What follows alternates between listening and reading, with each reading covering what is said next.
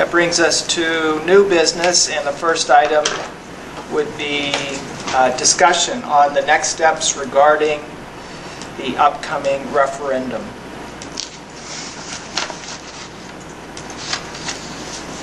So Greg and I have spent some time discussing a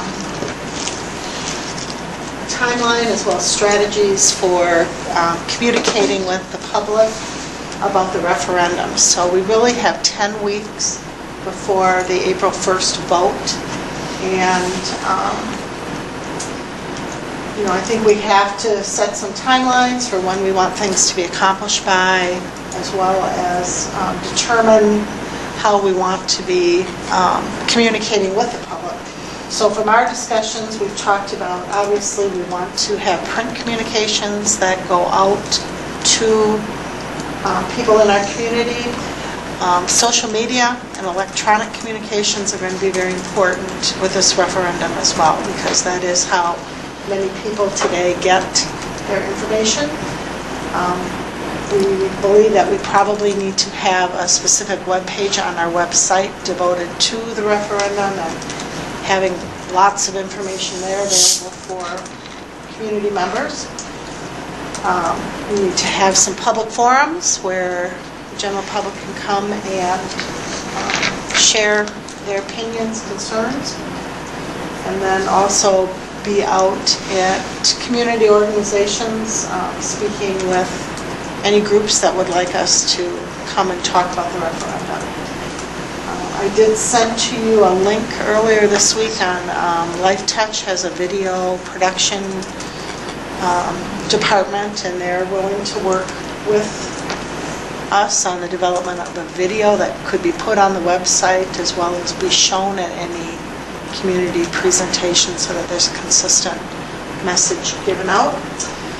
And then we also want to have our principals understanding their role for communicating information with parents on the referendum. So we did have an administrative meeting today and talked a little bit about the key school events that are going to be happening in our buildings over the next 2 months, and making sure that we have materials, literature to distribute at those events, and to have people there in case there are questions that come up there. So I've just put generally a timeline together. I think we need by February 1st to have the web page up and start putting information on that.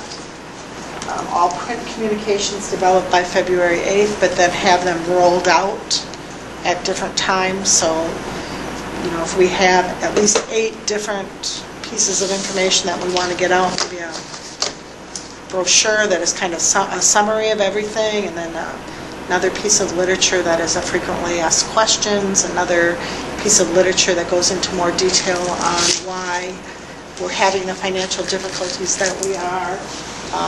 Again, additional information on where we stand in comparison to other school districts, per pupil spending, and that type of thing. So having a series of communications that would be going out at different times so that people are getting something fresh to be looking at. And then, as you can see, the electronic communications developed by February 15th, the public forums, if we decide to have, depending on how many we have, if we have 2 or 4, but getting those in during the month of February, and then usually March as the time frame for going out to the community organizations, having the videotape ready by the end of February. And we talked today about a weekly email blast that would go out, referendum fact number 1, referendum fact number 2, so we have information going out to parents and on the website on a regular basis. And will that be at the top of the page of the website as opposed to the bottom where the fact of the day is? Yeah, Because sometimes parents don't always scroll all the way down to read through everything, but if it was, you really want to highlight that leading up to the election, I think that'd be a good placement. So as you look at that, I don't know if you feel that we're missing something, or Right down the senior center Dealey as the contact person, as one of the community organizations. I think it's a group that might not be in other organizations.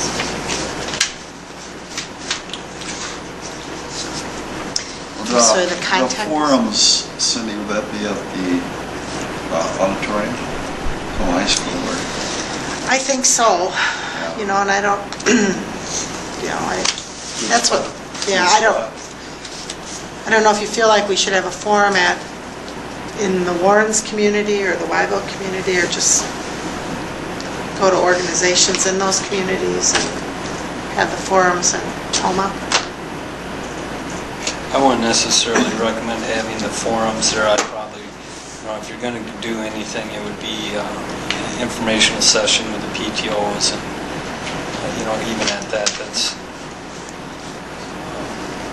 I think the electronically making sure that you're getting information. It's a little different than what we did with the buildings, because we wanted to talk about the buildings. We wanted to present plans to the buildings. You know, this is. You may or may not want to get input on recommendations on what you're eliminating or what you're adding, but you know, this is pretty straightforward. We're asking for additional funds to maintain existing programs, and you know, if that doesn't pass, then you will move into the next step, which will then be the actual eliminations, and of course that will be on an annual basis.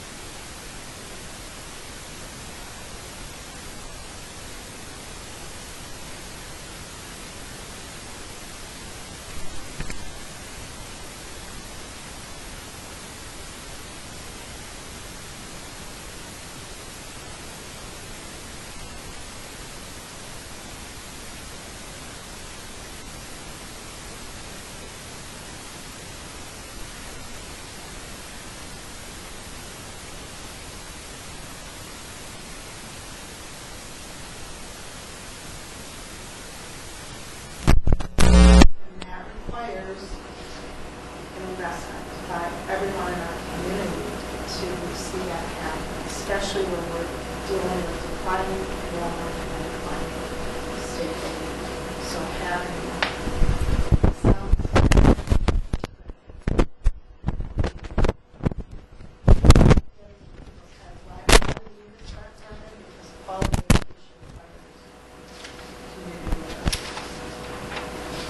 Yeah, I did see it on other websites.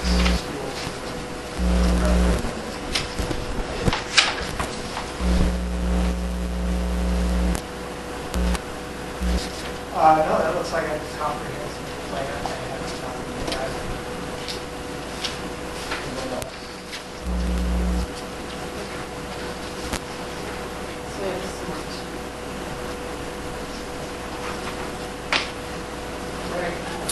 Is it appropriate to have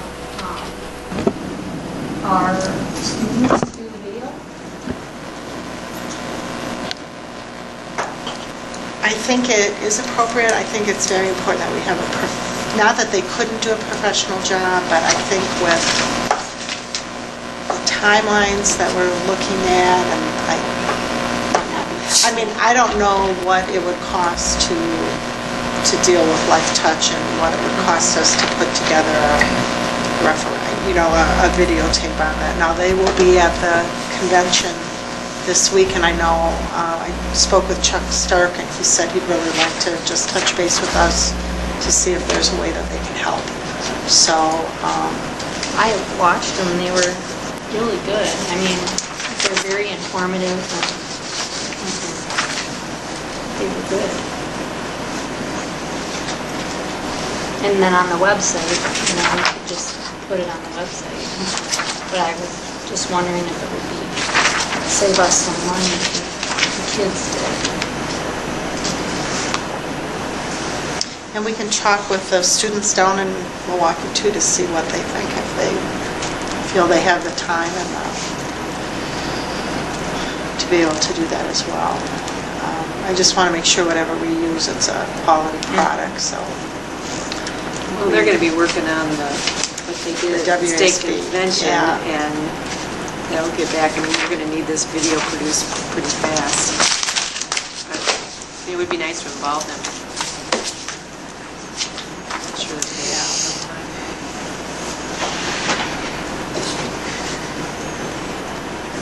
Okay, anything else? That might be appropriate, John, to include in there someplace regarding the upcoming referendum that we need your help to continue our educational process in Toma. Telling the community. Yeah, Okay, we need help. we need help, that's right. Simple message. Just, yeah, something simple like that, and I think they'll come forward like they always have in the past.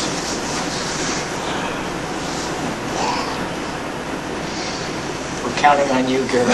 Something like a little bit of pride in what we have. Yeah. A lot of things been done in improving our schools, and also the recreational process for our students. Certainly those two fields on the Steinhoff property and the tennis courts. DC Dade Complex. These are things that have really built the community up as far as the whole overall look of the place. Okay.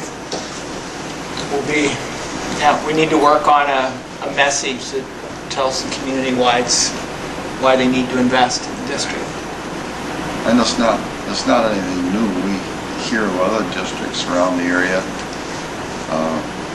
needing money. If you take a look at, I mentioned this to Cindy the other day, and you guys have heard it too, lacrosse is after a $23.1 million referendum to improve the lacrosse district. It's quite a bit less here in Toma.